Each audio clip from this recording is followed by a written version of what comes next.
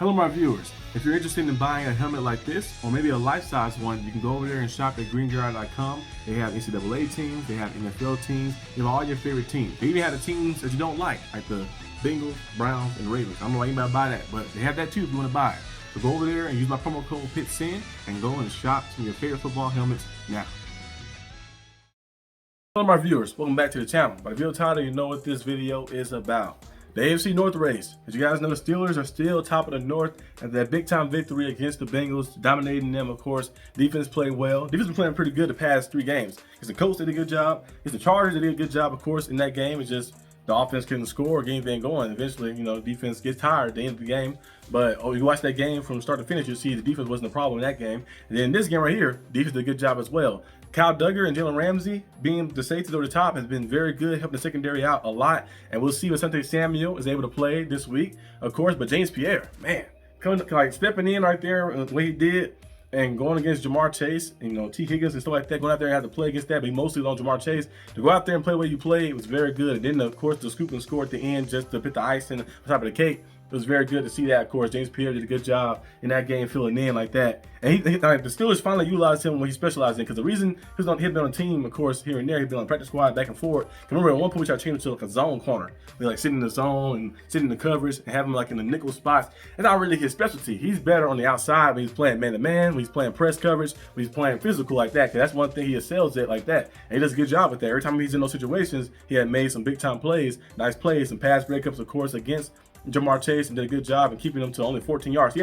had 30 yards at the end of the game. That little the garbage time he had, of course, but did a good job, of course, in keeping him hemmed in and, you know, locking him up basically like that. They did a very good job in that. So that was cool to see. We did see Jamar Chase get suspended as well. He's suspended for 1 game. I think he got fined as well too, because he said first he said that he didn't spit on him, but then we've seen the video of him spitting on him as well, which is one of the most disrespectful things you can do, of course, like that.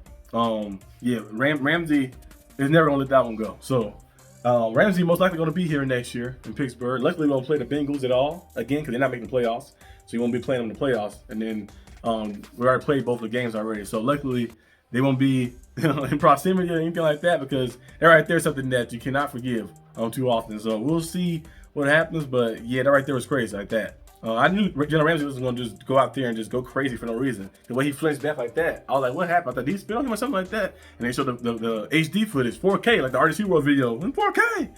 4K video right there. They caught him on the sideline, spitting like that. It was no like, I'm trying to spit around him like that. You just said, and you spit on him like that. So it was like, yeah, that right there is very terrible. So he got suspended, of course. And the next person that do that, they're gonna get suspended. They might get suspended for like 4 games, because they happened a few times this season already. You know, suspensions happen, of course. But the next person that do that might get suspended for a while like that. I think one of our linemen did before a few years back. It was who was it? It was one of our linemen that spit on somebody. Was it Kendrick Green? I don't know if it was Kendrick Green. It was somebody who spit on somebody. One of the Steelers linemen spit on somebody before like that.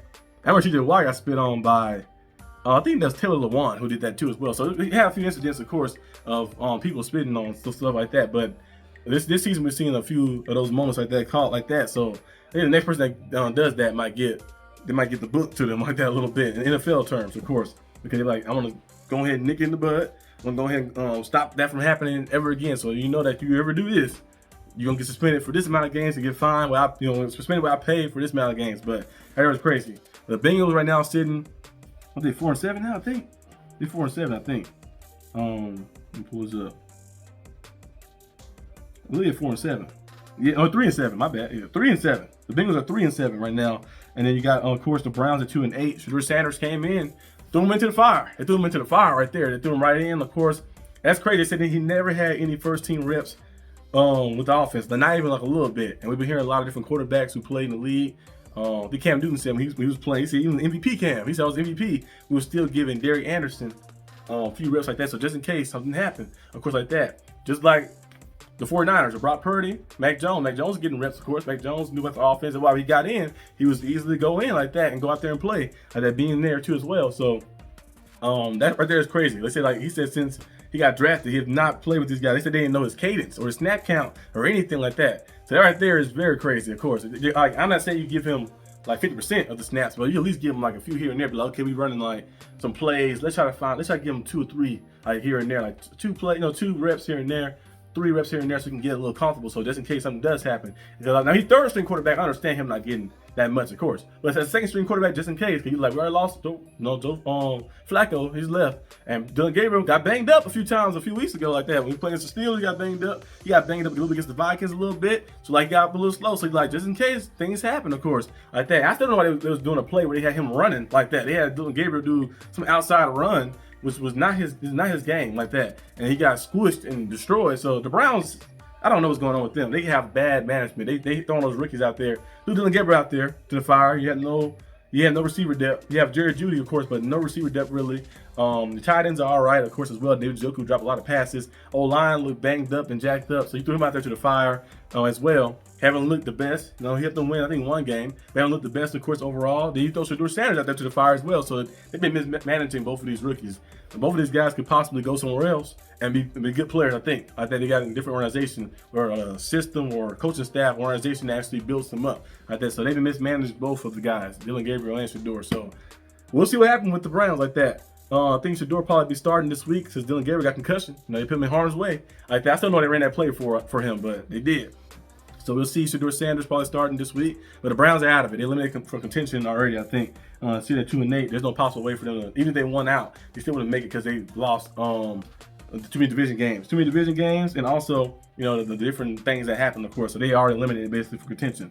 But look at the Ravens. Five straight wins. I mean, 4 straight wins, I think. Is it 4 straight or 3 straight? I think they won was it 3 straight? I think. Yeah, 4. It's 4 straight now. Yeah, they 5-5 now. Sitting at 5-5. Lamar Jackson did not play good that game, but he made enough plays to get it done. That play that Harbaugh called for Mark Andrews. Because last time he did like that, he faked and pitched out to Lamar. This time he faked like he was going in. He spin. I'm like, oh, I know Mark Andrews can move like that. He spun around and got free and home run. Hey, went out there and got a touchdown, of course, 30-yard touchdown run. His first rushing touchdown ever in his career. And that was a nice play call by them, of course, as well. And their defense did a good job, too. Sending those blitzes in. Like a young quarterback who's unprepared, blitz them. They blitzed them with different looks and stuff as well. Hit them hard and stuff as well like that. Told them, welcome to the NFL. Like that, got in there and made plays against them and won the game, of course. And now they play, of course, the Jets next. Steelers play the Bears next. The Bears as well. Aaron Rodgers had the injury to his wrist. They say he's trying to play this week. He loved to play the Bears. Remember that little clip he had where he was, all my life, I own you. I guess he's trying to do everything he can to come back to beat the Bears at least one last time. I think they're playing on the road, too, if I'm not mistaken. Yeah, on the road, too, so he's trying to make sure you do everything he can to come back to play the Bears. That'll be funny. But we'll see what happens, though. But if he's not able to come back and play, Mr. Rudolph is definitely solid enough to step in to help you have a chance to win this game. The Bears' defense is not the best defense in the world. You can score in the defense. Their offense can score, too, as well. Because Williams sometimes do too much at times like that. So the way our defense set up, he's doing a lot of running around stuff. We got TJ Watt, Alex Highsmith, and Herbig to handle that. Herbig to get more touches, too. Herbig been playing very good. I mean, instead of touches, more snaps. I think he's playing very good like that as well. You saw that play he made, did the sack on Joe Flacco. He was real wide out. Like that. Usually you have a guy wide a little bit, but he was wide like 5 or 6, like 6 yards, something like that, 6-7 yards, out wide, and he just scooped around with the speed, able to get there and still make a play and get a sack. Of course, on Joe Flacco, they hitting his little dance he always do. But yeah, Herbig, hopefully we see a lot more of him as well as going forward. But right now our team is looking pretty good. Defense is finally figuring something out. I'm not saying that they're playing lights out, but they're playing at a good level, a good rate like that. They finally figured it out, not letting things get behind them, keeping everything up front and close, and playing physical as well. Finally, it's enabling and playing physical. When you play like that, good things happen. We've seen the pick 6 happen when you got pressure to Joe Flacco. That play right there was, people say the Steelers get lucky with those little turnovers. No, that play right there was set up. Most of those plays they designed to do turnovers, of course, as well. You send a blitz in to a quarterback, you're hoping that he make a bad decision like that because you're like, okay, you're getting pressured in. You threw a bad pass, and you got to capitalize on it. We had a few opportunities, of course, to capitalize. The first one was dropped. Kyle Duggar, remember he had one like in the middle. Joe Flacco got pressured, and then Kyle Duggar dropped it. Second time, he had opportunity, he caught it, and took it back to the house. 75-yard pick 6. And then, of course, the last play was just icing on the cake because the game was already over. They just want to score again to rub it in the Bengals' face a little bit. But overall, the AFC race is still crazy right now. Technically, the Bengals are still in it. The Browns, I think they're done. They already lost one to the Steelers and they lost one to the Ravens.